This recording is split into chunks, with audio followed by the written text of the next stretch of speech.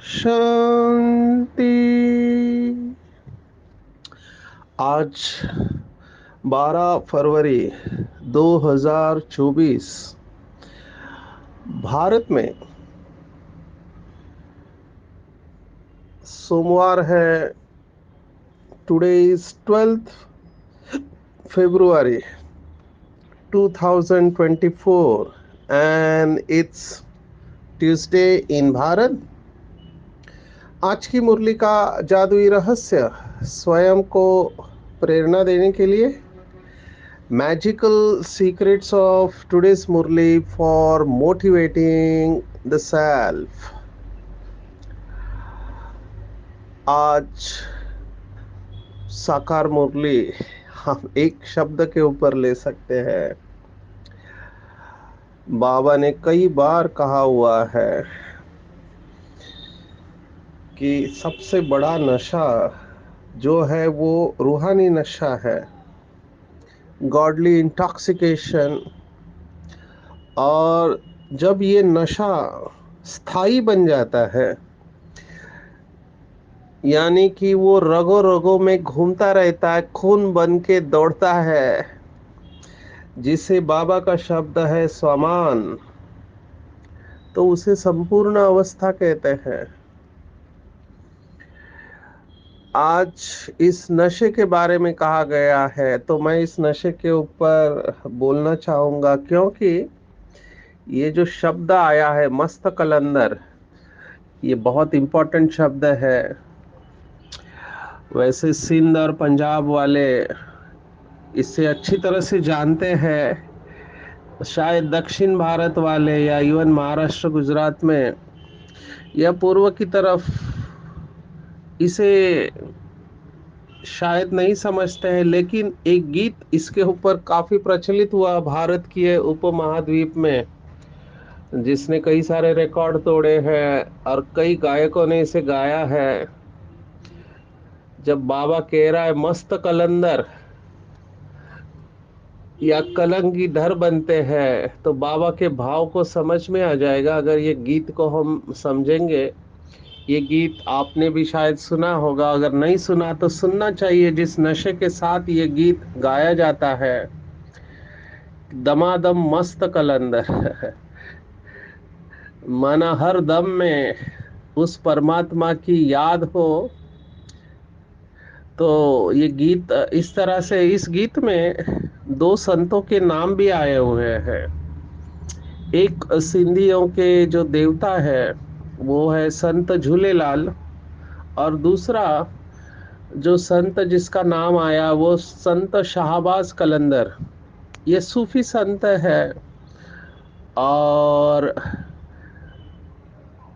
हम भक्ति मार्ग में जानते हैं कि लोग गुरुओं के पास जाते हैं, तो ये सूफी संत है। इनसे ये दरख्वास्त की है, एक माँ ने उनकी मज़ार पर जाकर दिया जलाया है, उसकी महानता के बारे में बताया है।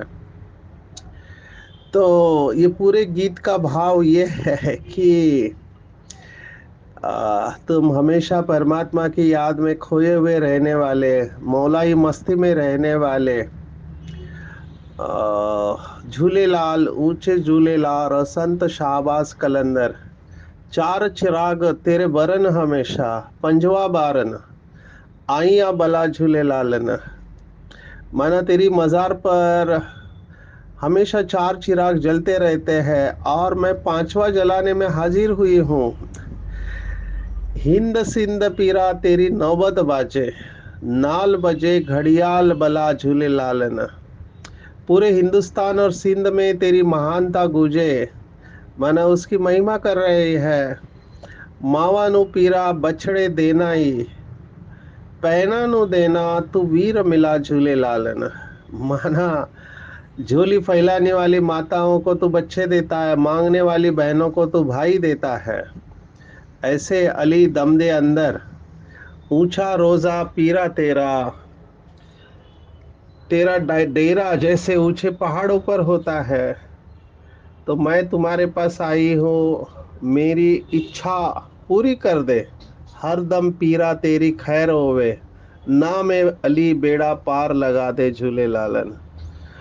हर जगह तेरी जीत हो, और अली के नाम पर भवसागर में मेरा बेड़ा पार लगा दे।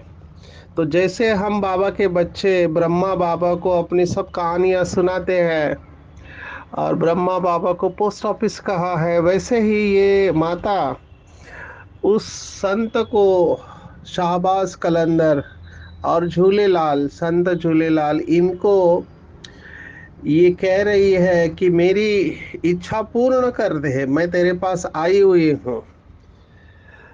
तो महिमा किसकी है? तो जो मौलाई मस्ती में रहते हैं उनकी महिमा है।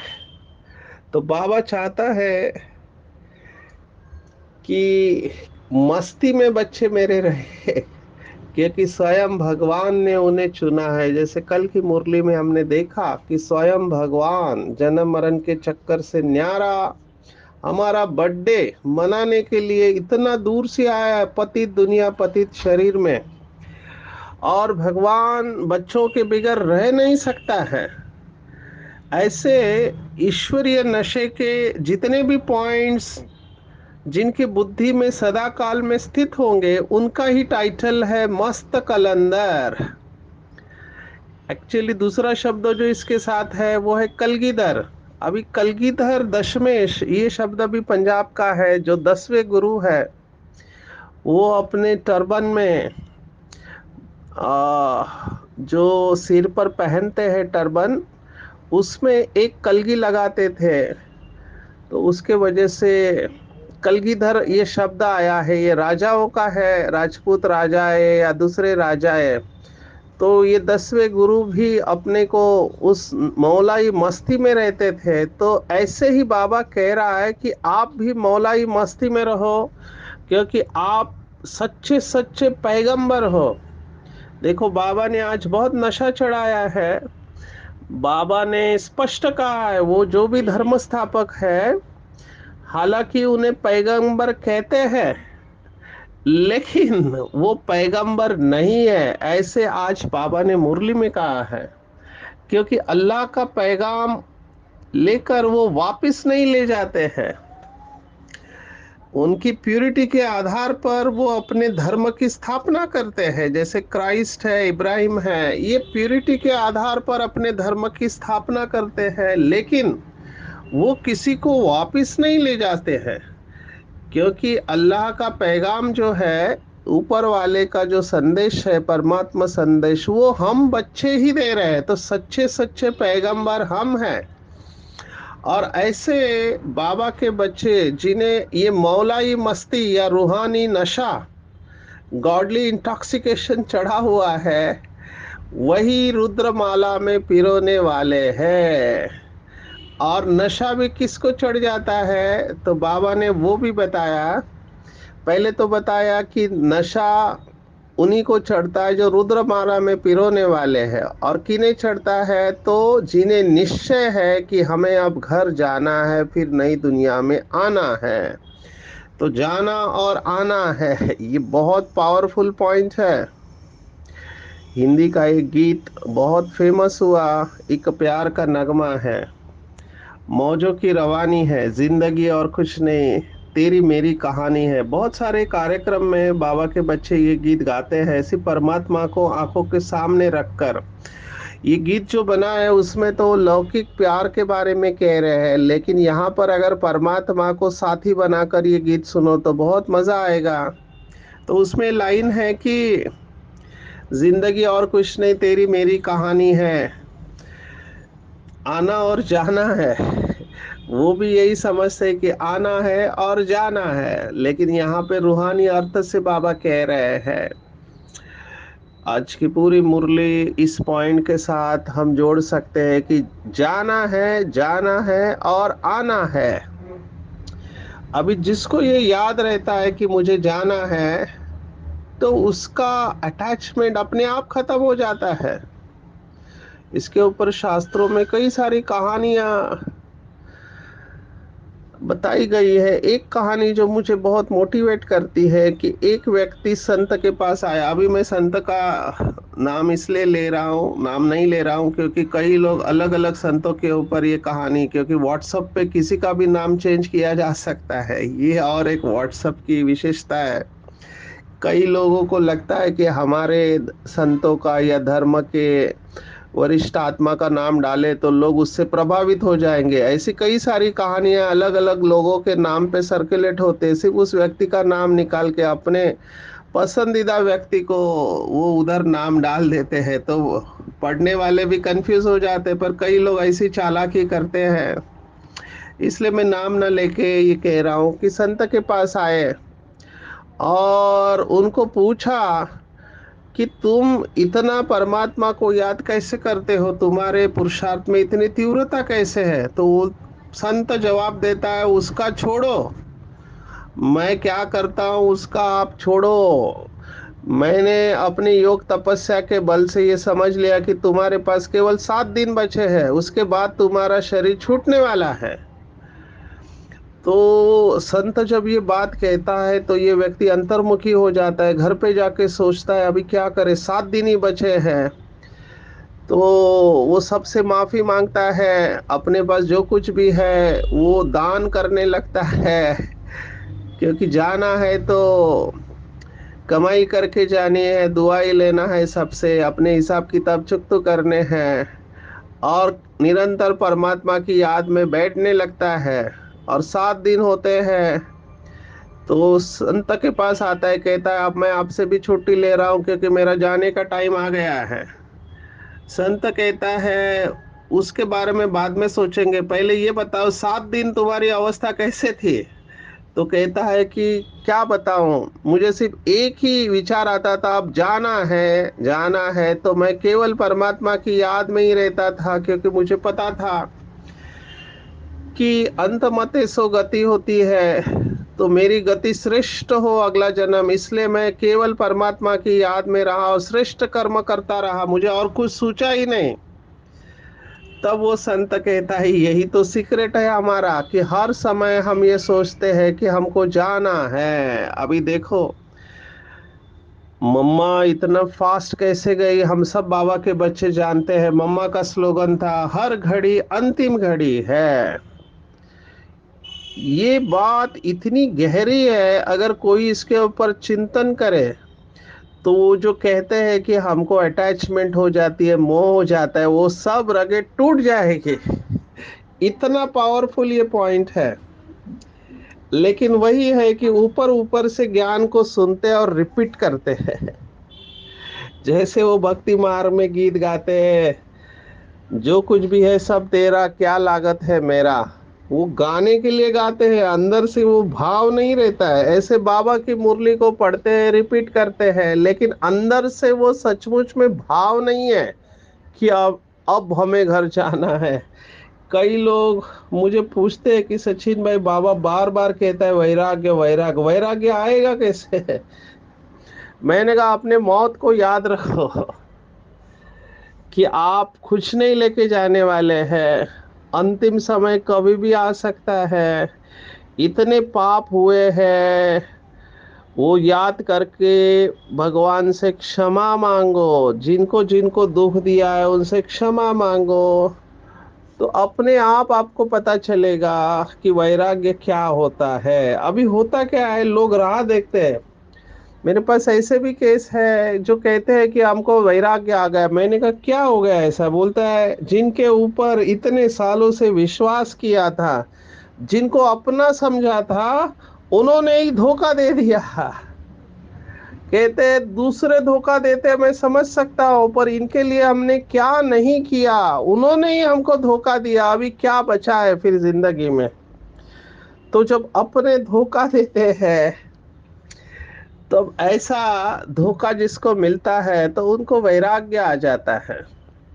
बाबा ने सन्यासियों के बारे में भी कहा कि सन्यासी घर की जिम्मेवारियां है ना, पत्नी बच्चे, इन सब का घर चलाने से उनको वैराग्य आ जाता है, क्योंकि जैसा हम चाहते हैं वैसा जीवन होता नहीं है। तो वैराग्य आके घर बार छोड़ चले जाते हैं। कहते हैं कि ये संसार दुख मूलक है, दुखालयम अशाश्वतम। ये भगवत गीता का शब्द हमने देखा कई बार, मैं इसके डिटेल में नहीं जाऊंगा। ये दुखों का आलय है, आलय माना घर है। यहाँ जिसे हम सुख समझते हैं वो भी अंततोगत्वा दुख में ही परिणत होता है। हमने 18वें अध्याय में देखा कि सात्विक सुख और तामसी सुख में क्या फर्क है। तो शुरुआत में जो अमृत समान लगता है लेकिन बाद में विष समान लगता है, उसे तामसी कहते हैं। ये काम विकार ऐसा ही है, अल्पकाल का सुख देता है। ये सभी विकार जो है अल्पकाल के लिए सुख देते हैं, लेकिन बाद में रोना पड़ता है, पश्चाताप करना पड़ता है। तो इसे तामसिक सुख कहा गया है। और इस समय सभी इन्हीं सुखों का आनंद ले रहे और इसे रियल सुख समझ रहे। इसलिए सन्यासियों ने उदाहरण में कहते हैं कि ये सब सुख काग विष्ठा के समान। आप जिसे सुख समझ रहे हो वो विष्ठा है। देखो, बहुत कड़ा शब्द है सन्यासियों ने इस्तेमाल किया। उदाहरण भी उनका कुत्ते का जो देते हैं कि कुत्ता हड्डी चबाता है, उसको लगता है कि रस जो खून आ रहा है वो हड्डी से आ रहा है, लेकिन वो हड्डी का टुकड़ा जो है मसूड़ों को टच होता है, वहां से खून निकलता है और वो अपना ही खून चूसता है और उसको लगता है कि हड्डी से खून आ रहा है, उसे वो खा रहा है। तो ये सब विकार जो है हमारे ही खून को समाप्त कर रहे हैं। बाबा का शब्द है आदि मध्य अंत दुख देने वाले हैं ये विकार, लेकिन ये समझ ही नहीं है। कई माँ बाप को मैंने देखा है, कहते हैं हम बच्चों से प्यार करते हैं ना, इसलिए हमको थोड़ा फील होता है। अभी प्यार और अटैचमेंट में समझते ही नहीं फर्क है। होता अटैचमेंट है और कहते शब्द इस्तेमाल करते प्यार है। जैसे स्वमान और अभिमान का समझ में नहीं आता है। होता अभिमान है लेकिन कहते हैं स्वमान है। इसलिए बाबा ने कहा माया को परखने की आंख बहुत तेज चाहिए। तो देखना चाहिए कहीं मैं मेरी मोह की रगे तो नहीं कही जा रही है, पुरानी दुनिया में पुराने शरीर में मेरी बुद्धि तो नहीं जा रही है। क्योंकि अगर पुराने दुनिया और शरीर के कोई भी चीज और व्यक्ति आपको खींचेंगे तो योग लग नहीं सकता। और यही समझ है ज्ञान की कि अब हमें घर जाना है। ये दुनिया गई की गई। इसी एक पॉइंट के ऊपर बाबा ने दादियों की बुद्धि को पुरानी दुनिया से निकाल दिया। आप सोचो, हिस्ट्री में आपने सुना होगा कि बाबा हमेशा कहता था कि अगली दिवाली नहीं देखोगे। आप सोचो, दादियों ने क्या तपस्या किया होगा, अगली दिवाली नहीं देखेंगे। और इसी एक बात के वजह से सभी ने अपनी बुद्धि को पुरानी दुनिया संबंध से हटाकर एक परमात्मा में स्थित कर दिया। अगर उनको पता होता कि नहीं अभी तो 80 साल 88 ईयर्स अभी शिव जयंती आ रहे हैं, अगर ये पहले पता होता तो आराम से पुरुषार्थ करते। ये मनुष्य का स्वभाव है। मनुष्य का स्वभाव के बारे में यक्ष प्रश्न हमने देखा। युधिष्ठिर को पूछा, बहुत सुंदर है ये सब स्टोरीज है। वो यक्ष प्रश्न पूछता है कि आपको सबसे बड़ा आश्चर्य कौन सा है। तो युधिष्ठिर जवाब देता है कि सबसे बड़ा आश्चर्य ये है कि मनुष्य देखता है कि सभी लोग मरने वाले हैं, लेकिन वो हमेशा सोचता है मैं नहीं मरने वाला हूँ। आजकल के मैनेजमेंट गुरु वाले भी इसका एग्जाम्पल देते हैं, हद के गुरु भी इसका एग्जाम्पल देते हैं कि मुर्गियों को काटा जाता है। अभी उस मुर्गे को काटने वाले हैं, लेकिन फिर भी वो दूसरे मुर्गे के साथ लड़ाई कर रहा है। वो देख रहा है कि उसके साथ वाले मुर्गे को काटने वाले हैं, काट रहे हैं और अगली बार इसका नंबर है, लेकिन फिर भी वो अपने देह अभिमान के नशे में युद्ध कर रहा होता है। मनुष्य की हालत कुछ ऐसे ही है। उसको पता है कि साथ में कुछ नहीं जाने वाला है, लेकिन देह अभिमान ऐसी चीज है जो छोड़ना ही नहीं चाहता है, उसका भी नशा चढ़ता है। तो बाबा बुद्धि निकालने के लिए कह रहा है कि बच्चे, पुरानी दुनिया की किसी भी चीज में रुचि ना हो।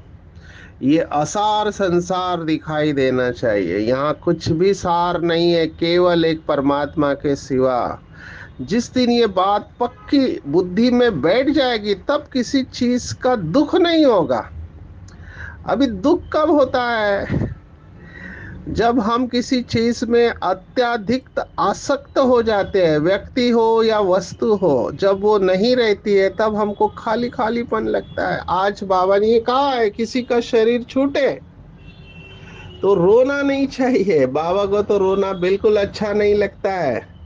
खुशी के आंसू आए वो बात अलग है, लेकिन आज बाबा ने कहा फलाने ने शरीर छोड़ा, जाकर दूसरा पार्ट लिया, फिर हम रोए क्यों? मोह की रग निकल जानी चाहिए। हमारा संबंध जुटा है अब नई दुनिया से। ऐसे बच्चे पक्के मस्त कलंगीधर होते हैं। तुम्हारे में भी राजाई पने की मस्ती है। ये जो मोहजित राजा की कहानी है, हम सब ने सुनी है।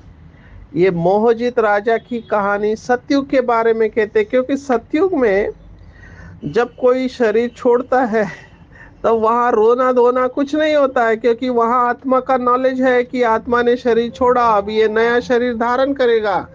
जो शरीर छोड़ने वाला है वो भी नहीं रोता है और उसके घर वाले भी नहीं रोते हैं। कितना सुंदर है।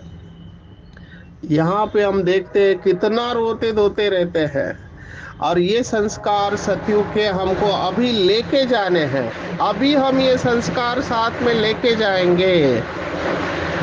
तो रोना धोना नहीं है। बाबा का स्लोगन हमेशा याद रखना है कि अम्मा मरे तो हलवा खाओ, अम्मा मरे तो हलवा खाओ, बीवी मरे तो भी हलवा खाओ। ड्रामा प्लान अनुसार अभी जहाँ हम बैठे हैं, बाहर पटाखे फूट रहे हैं, किस चीज के लिए पता नहीं। ये सब अल्पकाल के सुख है। अंदर में मस्ती चढ़ी हुई रहनी चाहिए। जैसे ब्रह्मा बाबा को ये रूहानी मस्ती चढ़ी हुई थी। बहुत बार दादियों ने कहा, बाबा छोटे बच्चे की तरह पैर ऊपर करके सोता था और कहता था, मैं छोटा बच्चा मिचनू कृष्ण बन गया हूँ। छोटा नन्हा सा कृष्ण। सोचो, बूढ़ा शरीर है लेकिन अपने को छोटा कृष्ण। शायद बाबा को ये स्पष्ट दिखाई देता था कि अभी शरीर छूटा और मैं जाके कृष्ण बनने वाला हूँ। तो ये सब नंबरवार बाबा के सभी बच्चों को अनुभव होने वाला है। आज बाबा ने कहा कि सभी को साक्षात्कार होगा। कौन सा साक्षात्कार? एक तो देवी देवताओं का साक्षात्कार। बाबा ने कहा जो आदि में हुआ वह अंत में होगा। तो आदि में बाबा ने दादियों को बहुत बहलाया, अंत में भी चारों तरफ विनाश होगा। तो बाबा ये साक्षात्कार कराने वाले हैं। दूसरा साक्षात्कार जो होता है मेजॉरिटी को, वो ब्रह्मा बाबा का सफेद पोशदारी का साक्षात्कार। और फिर वो कहता है कि तुम इस सेंटर पर जाओ, ये ज्ञान लो। तो ये जादूगरी बाबा ने शुरुआत में की, तो लास्ट में भी बाबा कहने करने वाला है। तो हमको इसमें नहीं जाना चाहिए। हमको बुद्धि से समझना है कि अगर मैंने इस कल्प में पुरुषार्थ नहीं किया तो अंतिम समय भी जब रिजल्ट आउट होगा तब बहुत पश्चाताप होगा। तो अगर अंतिम समय में पश्चाताप नहीं करना है, तो जो सात्विक सुख कहा गया है भगवत गीता में कि शुरुआत में तकलीफ होती है लेकिन लास्ट में अमृत समान है, शुरुआत में विष समान है। कोई भी आदत बदलते हैं तो उसमें ये बात बहुत इम्पोर्टेंट है। कोई भी आदत बदलते हैं तो हमको ध्यान में रखना है कि शुरुआत में हमको तकलीफ होगी। ये बेसिक रूल है संस्कार परिवर्तन का। हम कहते हैं कंफर्ट जोन से बाहर आना चाहिए, बहुतों को पैगाम देना। और जब हमारे अंदर ये ज्ञान की ताकत भरती जाएंगी तो हम चुंबक बन जाएंगे और सबको कशिश होगी। तो ये बात बहुत इम्पोर्टेंट है आज का। अगर हम वरदान भी देखें तो बाबा इसी बात के ऊपर कह रहा है कि सत्यता की शक्ति। मुझे बाबा ने जब ये वरदान सुनाया तो मुझे याद आया कि आजकल कलयुग है, जमाना झूठ का है, और ये सत्यता की शक्ति को पॉलिटिशियन भी यूज करते हैं और कहते हैं ये सत्यता की शक्ति है इसलिए हम ऐसे हैं। तो बाबा ने कहा सत्यता अगर है तो सत्यता बगैर पवित्रता के हो नहीं सकती है। सत्यता का फाउंडेशन पवित्रता है। अगर पवित्रता नहीं है तो संपूर्ण रूप से सत्यता नहीं है। और संपूर्ण सत्यता बाबा ने कहा केवल सतयुग में जब शरीर और आत्मा दोनों पवित्र है। मुझे तो याद आ रहा है एक पॉलिटिशियन, उसको तो जेल में डाला गया, भ्रष्टाचार किया, सबको पता है, प्रूव भी हो गया, उसने प्लीडेड गिल्टी भी किया कि मेरा करियर खत्म हो जाएगा। लेकिन अभी इतना दिन जेल में रहने के बाद उसको जब छोड़ा गया बाहर आके, फिर बोर्ड लगाए गए कि सत्य पराजित होता है लेकिन परेशान नहीं होता है। तो कई लोग अभी पुरानी दुनिया में ये समझते हैं कि हम सत्य है, तो वो भी अपने को सत्य समझते हैं। और कई ऐसे हैं जो कहते हैं कि हम हमेशा सत्य कहते हैं, लेकिन बाबा कह रहा है संपूर्ण सत्य अलग ही है शक्ति। जैसे भारत में महात्मा गांधी जी की बायोग्राफी सभी ने पढ़ी होगी, क्योंकि उस बायोग्राफी में लिखा हुआ है कि सत्य और अहिंसा, महात्मा गांधी जी ने सत्य और अहिंसा के ऊपर भारत को मुक्त कराया था। तो ये सत्यता को शक्ति से भी, सत्यता की शक्ति को कई लोग समझते हैं कि हम सत्यवादी हैं, हम कभी झूठ नहीं बोलते हैं। लेकिन जिस लेवल से बाबा हमें समझा रहा है, अगर हम उस गहराई में जाए तो उसका प्रूफ है कि हमारे चलन और चेहरे से दिव्यता की अनुभूति होगी। अगर नहीं होती है तो समझने का कि हमारे अंदर सत्यता की शक्ति की कमी है। दिव्यता इतनी इजी चीज नहीं है। दिव्य होने के लिए बहुत अंदर से कॉन्फ्लिक्ट फ्री होना चाहिए। मैंने बहुत लोगों को इसके ऊपर प्रश्न पूछे हैं। मैं बच्चों से भी जब सेशन लेता हूँ और बड़ों का भी सेशन लेता हूँ, तो मैं उनको यही प्रश्न पूछता हूँ कि सच बोलना चाहिए कि नहीं चाहिए। तो सभी लोग हाथ कर खड़ा करते हैं कि सच बोलना अच्छा तो है, लेकिन सच बोलने से काम होता नहीं है, काम बिगड़ सकता है। इसलिए कभी कभी झूठ भी बोलना चाहिए। इसके ऊपर भी हर एक के अपने अपने ओपिनियन है। लेकिन मैं बाबा की बात को लेकर चलूंगा कि सत्यता केवल पवित्रता के आधार पर होती है। आज एक और गुह्य बात आई है। बाबा ने कहा 100% कोई भी हो नहीं सकता, 100% केवल एक बाप ही है। ये एक बहुत अच्छा नया पॉइंट है, क्योंकि जो अष्ट रतन है उनको कहते हैं 100 में से 100 मार्क्स है, लेकिन आज बाबा ने कहा 100 है ही एक बाप। वो तो कोई बन न सके, थोड़ा थोड़ा फर्क पड़ जाता है, एक जैसे भी बन न सके। ये भी बहुत इंपॉर्टेंट पॉइंट है। जिनको भी टेंशन आता है हम उनको कहते हैं कि अपनी तुलना दूसरों के साथ नहीं करो। और यही ये पॉइंट है, वैरायटी ड्रामा की पॉइंट यही कह रहे हैं कि हर आत्मा अलग है, एक का पार्ट ना मिले दूसरे से। अभी ये पॉइंट आपको स्टेबल कर सकती है।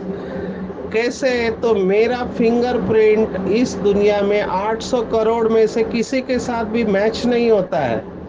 इसका मतलब प्रकृति ने मुझे अलग बनाया है। तो प्रकृति ने मुझे अलग बनाया है, तो मैं अपनी तुलना दूसरों के साथ क्यों करूं? तो बाबा ने यह स्पष्ट कहा एक जैसे बन न सके। कितने ढेर मनुष्य है, सबके फीचर्स अपने अपने हैं। तो ये बात अपने बुद्धि में फिट करनी है, अपनी तुलना किसी के साथ नहीं करनी है। हमने पहले भी देखा हर एक का टाइम जोन अलग है, हर एक का समय अलग अलग है ड्रामा में, और उसको रेस्पेक्ट करना है। बेहद की सेवा में बिजी रहना है तो बेहद का वैराग्य स्वतः ही आएगा। यह हमने कुछ समय पहले मुरली में देखा था। आज की मुरली में अगर टेक होम, अगर आप मुझे कहो तो दिन भर मौलाई मस्ती में रहना है, मस्त कलंदर बनना है, मुझे कुछ नहीं चाहिए और मेरा कुछ भी नहीं है। ये पतित पुरानी दुनिया है, यहाँ का सुख काग विष्टा के समान है। अब मुझे घर जाना है और फिर नई दुनिया में आना है। अच्छा, ओम शांति।